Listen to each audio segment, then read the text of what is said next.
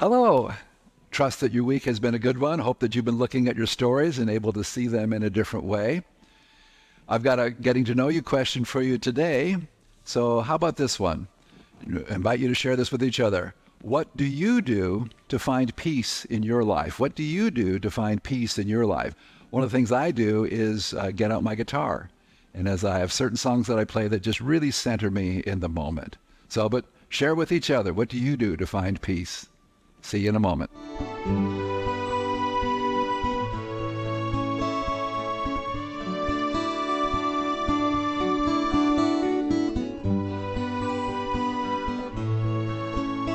Well, I hope that you got to know each other a little bit more. It's always an energy time to find out about others and to find out some of the things that we have in common, some of the experiences that we have that are just the same. Well, let's move into our experience today. The chapter that I'm focused on today is the one that she titles Doing the Work with Couples and Family Life. And it was interesting and amusing to me that this is the longest chapter in her book, because this is the main thing for a lot of us. We have stuff with our families, don't we? They should be different. They should have done this. They shouldn't have done that. We should have done this. All that story like that. So here's one of the things that she talks about. She says, people often ask me if I had a religion before 1986. That's when she had her experience.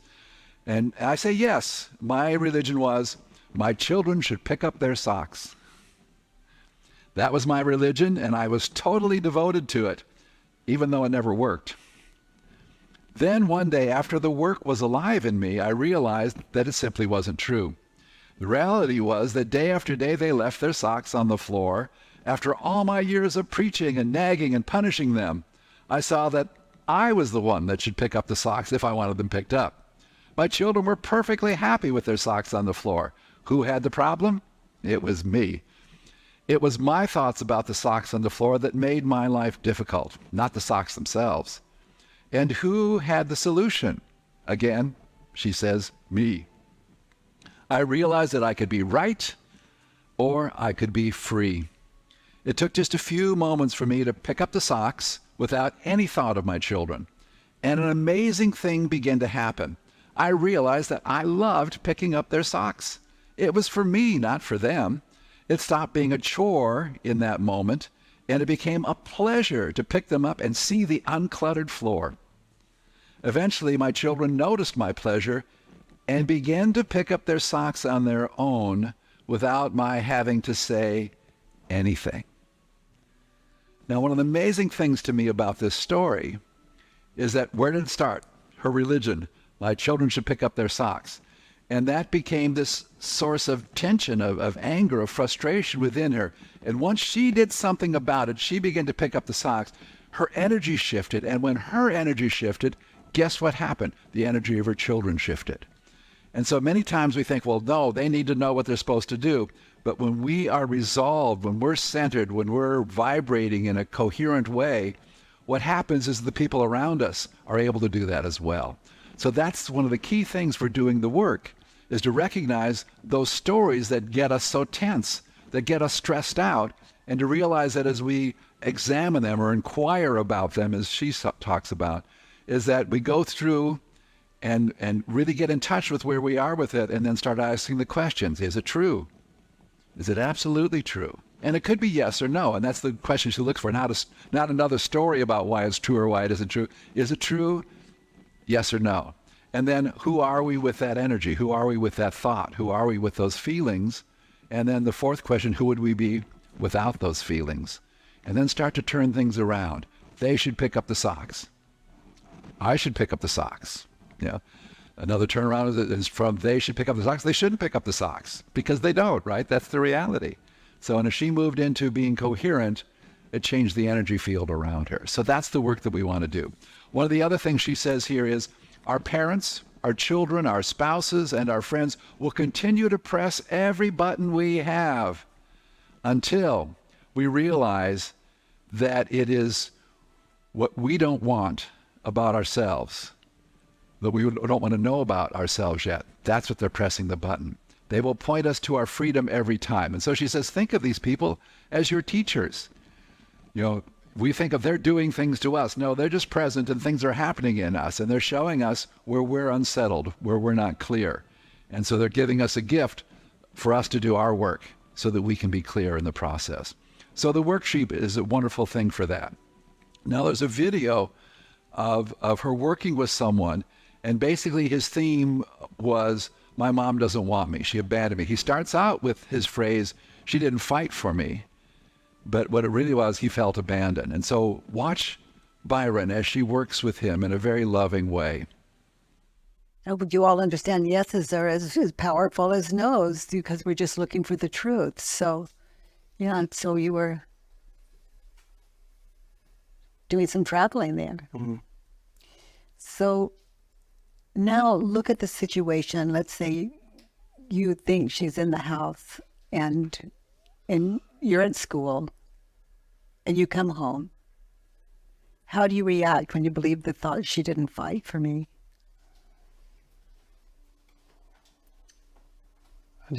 How do I react when I'm there? Could we change the word from fight? Sure. What about abandoned? Didn't you use that word? Mm-hmm. My mom abandoned me? Mm-hmm. Okay, so your mom abandoned you. One less mouth to feed. Mm-hmm. Your mom abandoned you. Is that true? No. And how do you react when you believe the thought, my mom abandoned me? And go back to those days. Little boy. Yeah, I feel unlovable. I feel unworthy of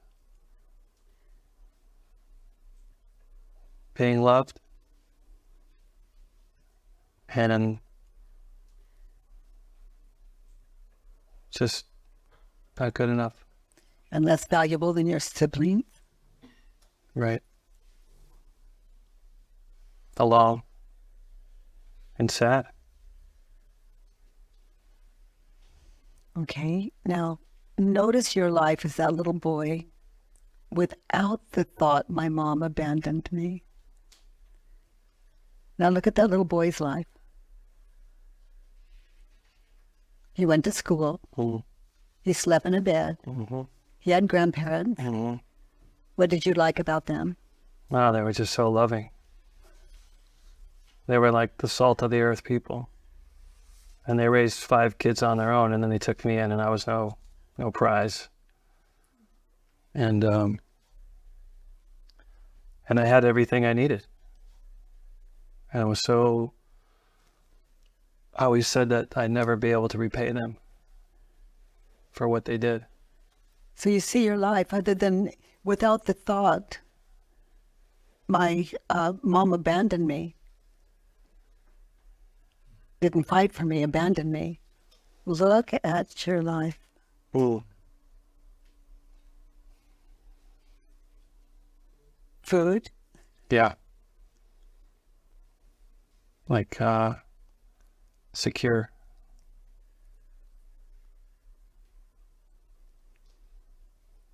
People waiting for you to come home from school, there they are. Mm-hmm. Yeah. Home. That's beautiful. My mom abandoned me. Turn it around. I abandoned. I abandoned me. I abandoned. Abandoned my mom. Yeah, never thought about it like that. Yeah.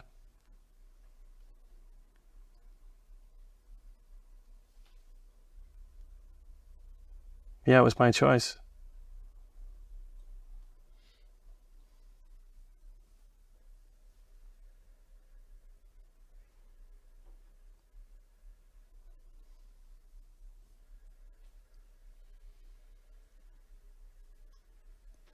What are you seeing?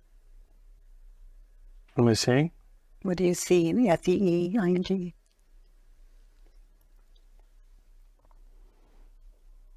What do I see? Love and warmth and a sense of belonging and safety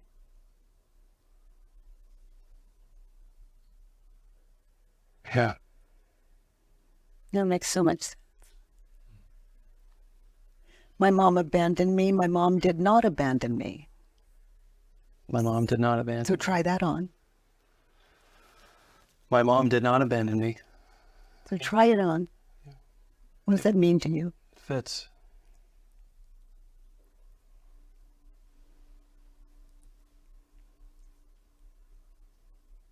It rings truer than the opposite. 2 kids, a rough life, and still can come back and visit. Cool.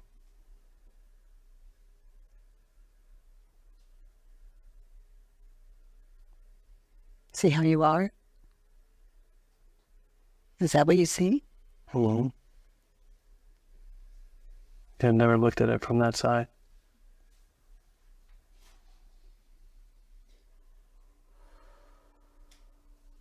It's hard. It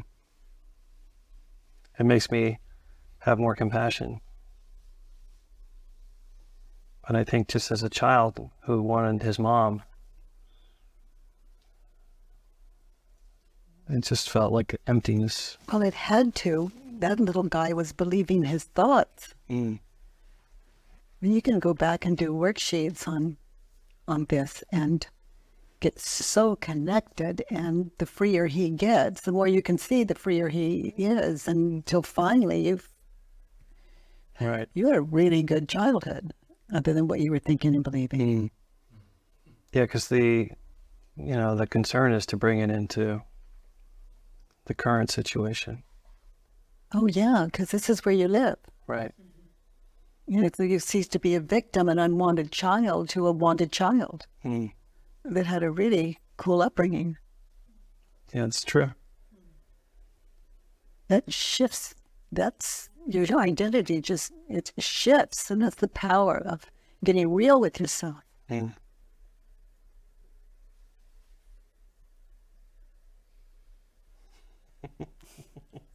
So have you gone from unloved to loved? I am. Anytime that slips away, it's a worksheet. Because no one can say you're free but you, and those answers that meet those questions. Now, that video was just a portion of the whole process that she went through, but I think it captures a sense for you of what it feels like to break through, to really be present and to break through, to really question and see there's something else. Here's some of the things she says. A belief is a thought that we've been attaching to often for years. And so his story about his mother abandoned him, she didn't fight for him, was something that he lived with, and it prevented him from really seeing what a blessed life he had, because that story was so active and powerful in him. Another thing she says is, everyone is a mirror image of your thinking coming back to you. And so we can think about someone and we can make a list of what's wrong with them, how they should be different, what they should be doing in a different way.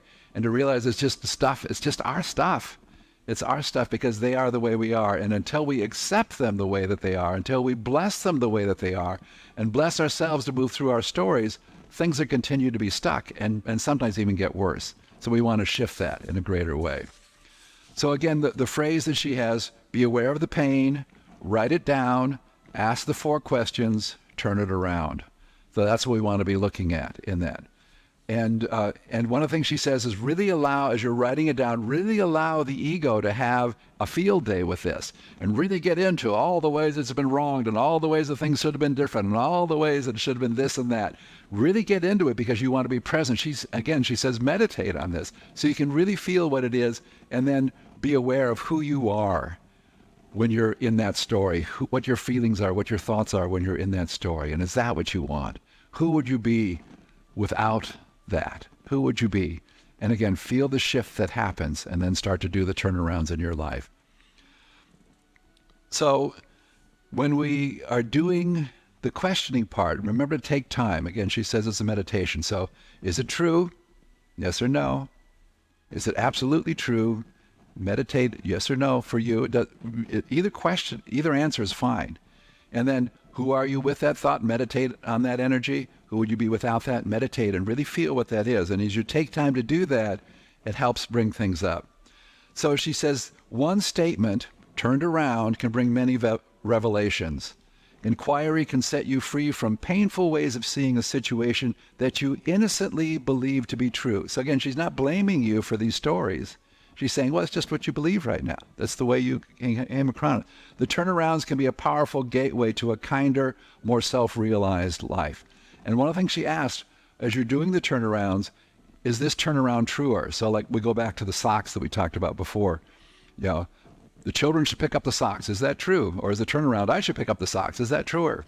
So we have to look at how that feels for us as we do this. And one of the things she says is we're doing this process again and again, because it's not just a one-time thing. It really can become a lifelong process. I'm finding myself using this in such a powerful way.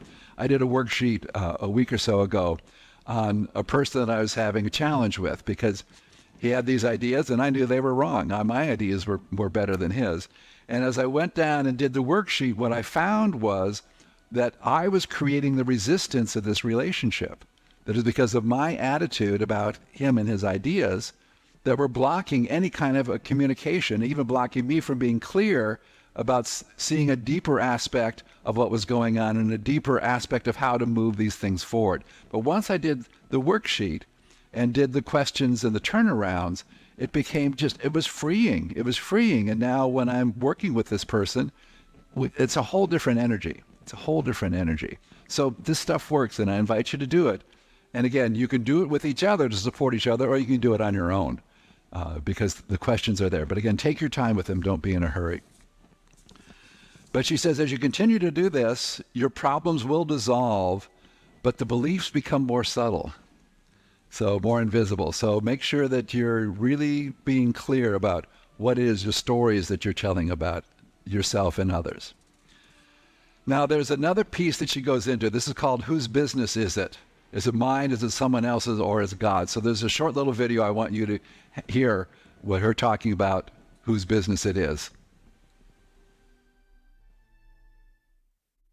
There's my business, your business, and God's business. That would be the God of your understanding. So if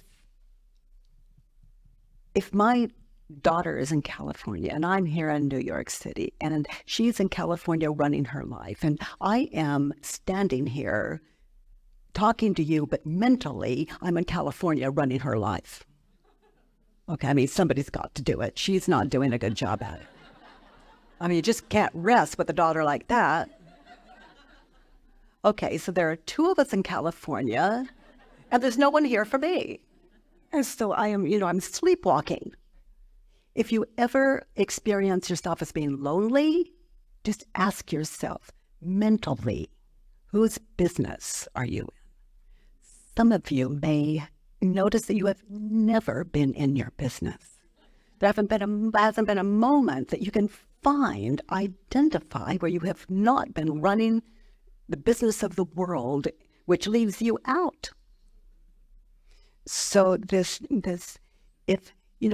he is dishonest, he can afford it, maybe. I can't. Where am I dishonest? That's my freedom. And, people who are dishonest, if we're not deluded, in other words, we're coming out of a clear head, when people are dishonest, it's a blessing because they show us clearly in the very beginning who not to do business with. That's an asset. That's helpful.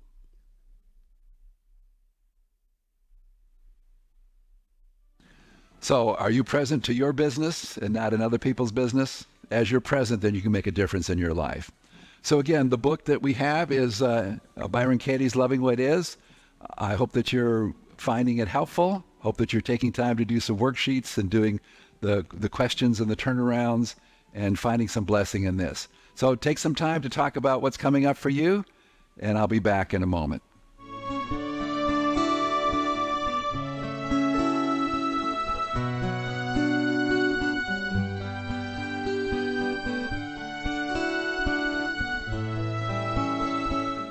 So my prayer is that this material, this experience has been a blessing for you. I know there's lots of other aspects that you're working on in your group. But as we're preparing for next week, Craig will be doing the next section, and he's going to be looking at chapter 5 called Deepening Inquiry. So I invite you to take a look at that. And just one last thing from Byron Katie. She says, if I had a prayer, it would be this: God, spare me from the desire for love, approval, or appreciation. Amen.